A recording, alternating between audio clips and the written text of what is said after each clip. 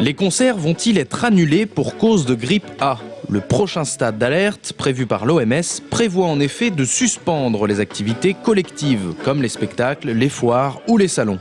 Une hypothèse qui fait frémir les établissements culturels, d'autant plus que les compagnies d'assurance ont exclu des contrats le remboursement en cas d'épidémie. On a un rassemblement de jeunes le 22 octobre, une très grosse soirée étudiant.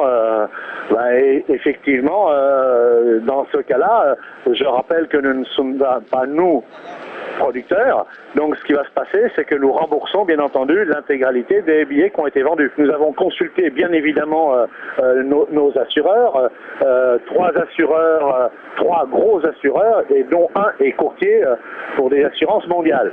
Aucun aujourd'hui accepte bien entendu de prendre le risque de nous assurer et d'assurer quelques organisateurs ou exposants de manifestations.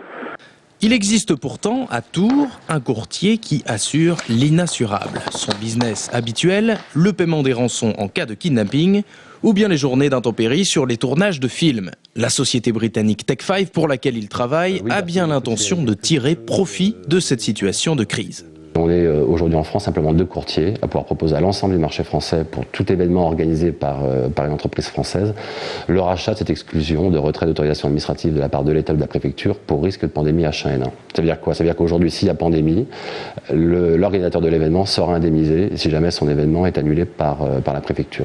En 24 heures de temps, on a eu déjà 24 demandes sur une niche de marché, puisqu'il n'y a pas forcément un événement conséquent tous les jours en France, dans tous les cas pas des dizaines.